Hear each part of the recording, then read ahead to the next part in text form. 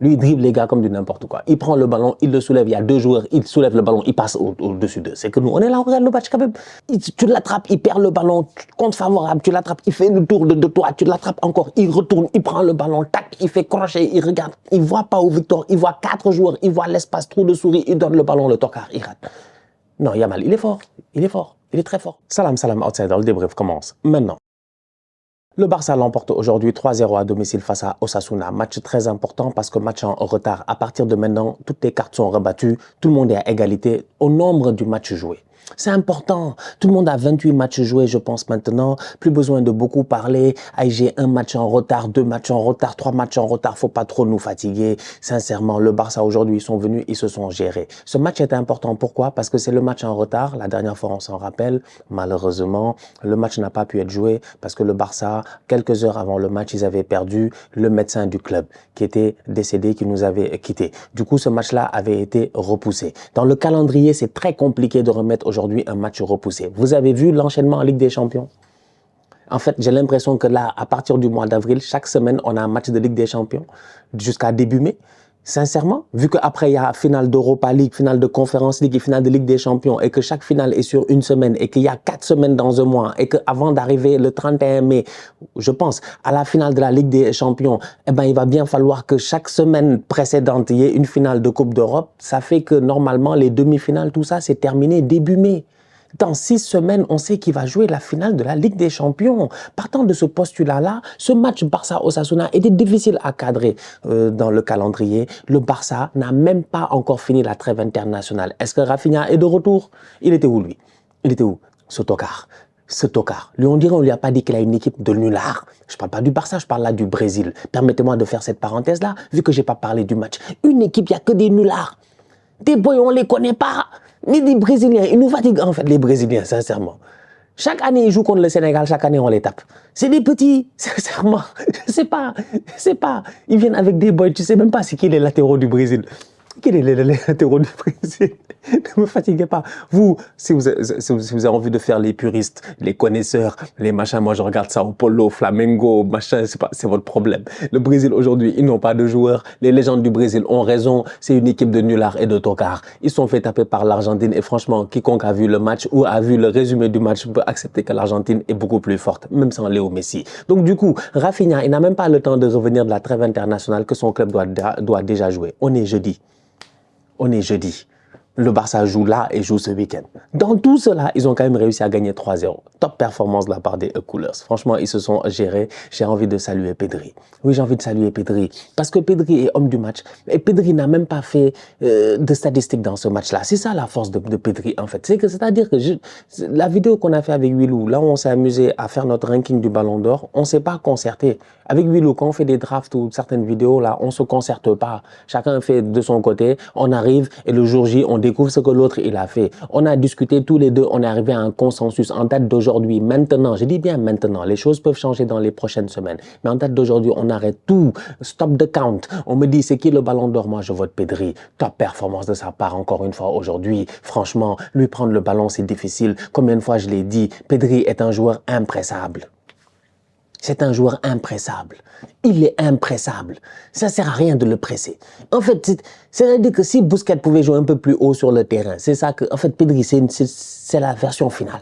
C'est la version finale. Tu le mets devant la défense, tu peux pas le presser. Il va faire ses petits mouvements à gauche et à droite et tout. Il est inarrêtable. Quand il faut monter, se projeter, ouvrir les bonnes passes, de donner les passes en profondeur, les ballons pertinents, des passes décisives qui finalement peut-être ne seront pas décisives. Il y a encore une fois Pedri, les pré-passes décisives. Il y a Pedri. Aujourd'hui, il est au milieu de terrain. Franchement, le double pivot Pedri, Frenkie de Jong, sensationnel. Moi, j'ai adoré, j'ai kiffé. J'ai kiffé. Ce Barça-là, cette année, sincèrement, quand tu les vois jouer, ça fait plaisir, en fait. Le Barça, de temps en temps, tu t'assois, t'as rien à faire. Tu regardes un match du Barça et tu te dis, ouais, ça joue bien. Ça joue très bien au football. Franchement, ça joue très, très bien au football. Pedri, exceptionnel au milieu de terrain. Frenkie de Jong, exceptionnel au milieu de terrain. Encore une fois, je pèse mes mots. Il a été très bon. C'est dommage. Il joue 45 minutes. Pourquoi? Qu'est-ce qu'il a? Lui aussi, c'est quoi le problème? Frenkie, Olmo, je sais pas. Que des blessés. Que des boys, ils sont constamment blessés. Qui les a blessés? Qui vous a blessé? Pourquoi ils sont blessés? Olmo, je l'ai vu assis, j'ai dit non mais encore une fois, c'est pas possible, il va retourner à l'infirmerie. Frenkie sort à la mi-temps, j'espère que c'est pas grave ou quoi que ce soit. Mais bref, pour la première mi-temps de Frenkie, mais moi j'ai adoré. C'est même un Frenkie qui, vu que le Barça avait la possession de balle et qu'Osasuna était en train de reculer, c'est un Frenkie qui était à l'aise, qui se projetait, qui était, mais franchement, le 1-2 avec Ferran Torres, l'ouverture sur le côté pour Baldé, la passe qui revient pour le but de Ferran Torres, c'est Frenkie. Donc franchement, top performance de sa part, que des joueurs qui n'arrêtent pas d'évoluer sous Hansi Flick. Pedri, c'était déjà un grand joueur, on le savait tous, mais avec Hansi, j'ai l'impression que là, il est en train de passer à un autre palier. Frenkie, c'était un grand joueur sous Erik ten Hag. Il a disparu de la circulation durant 4 ans. Ouais, faut pas nous blaguer. Frenkie, c'est un grand joueur, mais c'est que lui, il a encore le statut de grand joueur de 2019. Mais Frenkie, ces dernières années, c'est pas comme s'il a fait ici des choses qui peuvent justifier le fait qu'on soit là en train de dire Frenkie, Frenkie, Frenkie. Mais c'est parce qu'on sait qu'il sait jouer au football. Et heureusement que, avec les blessures et tout, heureusement que, j'allais dire malgré, heureusement que, je me suis perdu dans mon français. Français, des fois, c'est compliqué, hein. Heureusement que Flick a réussi, malgré les blessures et tout, à relancer Frenkie de Jong, tu vois. Donc, Frenkie, il a évolué. Baldé, mais Baldé, il a évolué de fou. Et Baldé, aujourd'hui, c'est quel genre de performance il a sorti face à Osasuna? Mais tu as l'impression que les boys là n'étaient pas en trêve. Effectivement, il n'était pas en trêve. Heureusement pour le Barça, que Baldé n'était pas en trêve. Il est resté là-bas, il s'est reposé. Il a sorti une top performance. Mais excellent sur le côté, mais dangereux le Baldé. Ça, c'est un latéral qui est latéral. Franchement, dans ce moment-là, sur le côté gauche, je sais pas, peut-être que j'en oublie des fois rapidement là, mais Nuno Mendes, Baldé, ça se bat, hein. Ça se bat cette année pour le meilleur latéral à gauche. Je sais pas, il n'y a pas un boy là que je peux placer moi à Arsenal. Bon, j'ai Miles Lewis Kelly, mais il est trop jeune, lui. Il faut qu'il se batte pour le Golden Boy. Sinon, je regarde rapidement. Au Real, ils n'ont pas de latéraux, ça. Oublie ça, franchement. Comment ça s'appelle? À Manchester United, ils n'ont pas de joueurs tout court.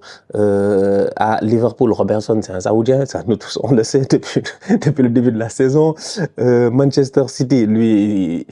Il se débrouille. Guardiola, c'est un guerrier quand même. Guardiola, c'est un guerrier. Alors, continuons à pousser. Bayern Munich. Bon, Alphonso Davies vient de se faire les ligaments croisés, je pense, de ce que j'ai eu l'occasion de lire dans la presse, malheureusement. Je sais pas, j'ai réfléchi, en fait. Je me pose certaines questions en me disant, côté gauche, là, est-ce qu'il y a des boys plus forts que Baldé et Nuno Mendes cette année? Peut-être qu'il y en a un que j'ai oublié, sûrement. C'est fort possible. Dites-le moi en commentaire. Mais top performance de la part de Baldé aujourd'hui. Passeur décisif. Excellent. Globalement parlant, un bon match de la part du Barça. Franchement, ils ont été intéressants. Dani Olmo est venu, il a claqué un penalty. L'esprit est la lettre sur ce penalty. Je pense que tout est assez clair. On a juste respecté la règle à la lettre. Il y a un joueur, surtout celui qui dégage le ballon en plus, parce que Ferran peut venir peut-être mettre un tapin ou essayer de se débrouiller et prendre ce ballon. Mais le gars qui dégage le ballon au moment où le tireur frappe le penalty est dans la surface de réparation. Il n'a pas le droit. On retire le penalty. Dani Olmo se gère. Il claque son penalty. Ferran Torres qui lui aussi fait, voilà, encore une fois un très grand match. Il marque un but, mais le plus intéressant avec Ferran, c'est le fait que cette saison, il n'a eu que, je pense, 11 titularisations pour une quinzaine de buts, toutes compétitions confondues, près de 7 passes décisives. C'est un joueur exceptionnel. C'est un joueur exceptionnel. Il a 8 buts en Liga pour même pas 1000 minutes jouées. En fait, il a 8 buts en Liga pour même pas 1000 minutes jouées. Moi, je suis pas fou. Donnez-moi 2 secondes, s'il vous plaît, que j'aille voir. Faut que je vérifie l'information de Ferran. Non, parce qu'on veut me prendre pour un fou ici, alors que moi, je pense que depuis Vinicius, on est peut-être sur la plus grande remontada de l'histoire du football en termes de tu étais nul, mais tu es devenu fort. Non, franchement, Ferran, il a 8 buts, il a 8 buts en Liga. Alors, statistique, toi aussi, 8 buts en 772 minutes. Il a 8 buts en 772 minutes. Alors, je vais ouvrir la calculatrice. On va faire 772 divisé par 8. Il a un but toutes les 96 minutes. Il a un but par match. Si tu mets le temps additionnel, il a un but par match. C'est un bandit. C'est un bandit. Un but par match pour Ferran Torres, pour un boy qui sort de banc. Franchement, je le répète encore une fois, à l'Université du Tocarisme, nous sommes fiers. Nous sommes fiers aujourd'hui. Nous sommes très, très fiers du rendement et de toutes ces années d'efforts, ces années qu'on a mis sur Ferran Torres, ces années où on lui a parlé, où on a tout fait pour qu'il évolue. Ça a été compliqué. On a dû travailler pas mal de choses à l'entraînement, physiquement et mentalement. Et aujourd'hui, sincèrement, Ferran, il est au top. Il est au top. Tellement au top qu'il pose le ballon coup franc, il parle à l'arbitre, il lui dit je ne sais pas quoi, il dit à Lamine Yamal, toi tu fais semblant de frapper, mais c'est moi qui frappe. Il vient, il frappe, il se mord la langue, il saigne la barre, frappe la transversale. Ça, même David Beckham n'avait pas autant d'aura dans un match de football, sincèrement, en Liga. Non, mais je vous dis, c'est incroyable. Il a changé le jeu. Ferran, c'est un nulard, c'est vraiment un tocard. C'est que tu ne peux pas faire plus nul que Ferran. Non, nous, on était là, on était vivants, franchement. On connaît Ferran. Oui. Ferran était nul. Mais Ferran était nul. Mais il était très, très nul, en fait. C'est un glow-up de fou, je te dis. C'est un glow-up de fou furieux. Il était trop nul. Mais là, cette année, il est incroyable. Le Barça vient tactiquement comment? En 4-3-3, très intéressant. Gavi, il colle là-bas sur le côté. Je vais parler de lui là tout de suite. J'ai beaucoup aimé le match de Gavi. Gavi, il colle le côté gauche. Commence comme ça en première mi-temps. Ferran, il est en pointe. Yamal, il est à droite, et t'as les boys au milieu de terrain, c'est ça. T'as Dani Olmo, il est derrière lui, t'as Pedri, t'as Frenkie de Jong, donc genre de 4-2-3-1, ça marche bien, il n'y a pas de problème. Ferran, il est en pointe, il passe son temps à dézonner et à se projeter. Franchement, il a compris l'assignment, il a compris les règles. Franchement, c'est Ferran, il descend, il combine avec les gars. Bah, je te donne, tu me redonnes. Mais en plus, ça, avec lui, tu peux jouer en profondeur parce qu'il va vite. Mais c'est-à-dire qu'à un moment donné, il y a un ballon qui a été donné en lob, là, une passe en lob. Il est passé, mais le défenseur, il était obligé de le décapiter. S'il ne décapite pas Ferran, mais Ferran va claquer un but. Le gars a attrapé Ferran avec les mains, le cou, machin et tout. Tellement. Donc, sensationnel le Ferran aujourd'hui. Un but, magnifique, grand match. Gavi, très intéressant aussi. Voilà aussi un autre point. J'ai vu que Ousmane Dembélé a mis Gavi en photo de profil. Je ne sais pas, Dembous, il joue à quoi? C'est pas Dembous. Je sais pas, Dembous, il joue à quoi? Je me pose des questions quand même des fois parce que je me dis, allez, vas-y. Ousmane Dembélé qui a joué au Barça, apparemment il s'entend bien avec Gavi, c'est cool. Luis Enrique qui a lancé Gavi en équipe nationale et tout, qu'il a appelé quand il était très jeune, quand il a gagné son Golden Boy et puis tout cela. Bon, voilà, tout ça c'est super intéressant. Luis Enrique au Paris Saint-Germain, je pense qu'il aime bien cette activité au milieu de terrain. Il a besoin de ce genre de joueurs-là. Vitinha, Diao Tigna, comme dit Willou, ces deux boys-là, tu rajoutes là-bas un Gavi à la place de Fabian Ruiz, franchement, peut-être tu as réglé quelque chose pour le futur, tu vois. Surtout que Gavi, là, aujourd'hui, il a sorti un très bon match. Franchement, j'ai adoré le match de Gavi. Pourquoi? Parce que c'est un Gavi qui était de retour sur le côté gauche, comme dans le temps de Xavi. Et il a été plutôt intéressant sur le côté. Il prend pas forcément la ligne, il va laisser Baldé prendre la ligne. Mais à l'intérieur, tu peux jouer avec lui. Donc, ça te fait un ailier inversé, un ailier intérieur, appelle ça comme tu veux. Et ça, je trouve ça intéressant. Mais au-delà de cela, son repositionnement tactique. Donc, tu es dans un match où le Barça perd Dani Olmo, où le Barça perd d'autres joueurs un tout petit peu, je pense, sur blessure, Frenkie de Jong et machin. Donc, à un moment donné, tactiquement parlant, tu te réajustes, tu fais rentrer Fermin Lopez, tu fais rentrer Pablo Torre, tu fais rentrer Robert Lewandowski. Là, tu as des boys pour occuper les côtés. Où va Gavi? Il redescend au milieu de terrain dans son poste de prédilection à côté de Pedri. Franchement, globalement parlant, aujourd'hui, Gavi, il était à féliciter. Donc, voilà, on fait beaucoup de, peut-être qu'il y a moyen, il y a peut-être moyen qu'il aille à Paris, on sait jamais. Franchement, peut-être moyen qu'il aille à Paris. Pour moi, ça reste toujours un top player. C'est juste un gamin qui a percé peut-être beaucoup trop tôt, mais contrairement à d'autres qui ont percé et on les a oubliés, je pense que Gavi, il y a moyen qu'il reste en fait, qu'il reste très longtemps parce que voilà. Ça a été compliqué pour certains. Hein. Des fois, je repense à Ansu Fati, je suis là, je me dis, ouais, Ansu, il est où lui? Je sais même pas, il est où? Il est encore à l'infirmerie. Je sais même pas. Ou bien il est sur le banc. S'il n'y a pas le niveau. Je sais pas, il n'a plus le niveau, je sais pas. Je sais pas. Donc en tout cas, Gavi, ça fait plaisir de le revoir. Les remplaçants au top. Robert qui rentre, qui claque son but. Je sais pas ce qui a fait l'ouverture pour la passe décisive de Firmin. Il y a un boy qui a fait une ouverture là. Top l'ouverture pour la passe décisive de Firmin. Belle tête de Robert Lewandowski. On va finir avec Lamine Yamal. Pas buteur, pas passeur décisif, mais top performance de sa part. C'est ça, Lamine Yamal. C'est que de temps en temps aussi, c'est pas de sa faute. C'est pas de sa faute. Si Pau Victor, c'est bien ça, là, non? C'est ça, non? C'est qui a raté l'action, là? C'est Pau Victor. C'est Pau Victor, il a raté une action, j'ai pas compris, ouais. Pau Victor, on peut pas l'aider. Mais franchement, mais Yamal, il donne des ballons sensationnels. Yamal, au-delà de donner des ballons sensationnels, c'est que Yamal a 17 ans. De toute façon, il dribble des pères de famille. C'est un Osasuna qui vient sans Boudimir, et, qui est rentré en cours de rencontre, sans Boudimir titulaire et sans Zaragoza, que vous connaissez, le bandit du Bayern, là, Brian Zaragoza. Donc, peut-être qu'au niveau de Sasuna, il a manqué ce petit truc-là. Mais Yamal, lui, il amène tous ces trucs-là, en fait. Lui, il dribble les gars comme du n'importe quoi. Il prend le ballon, il le soulève, il y a deux joueurs, il soulève le ballon, il passe au-dessus d'eux. C'est que nous, on est là, on regarde le match quand même. Les boys essaient de l'attraper, il l'attrape, il tire, jusqu'à la fin, ils l'ont déstabilisé assez pour que quand il frappe la balle n'est pas défait, ça, c'est pas cadré.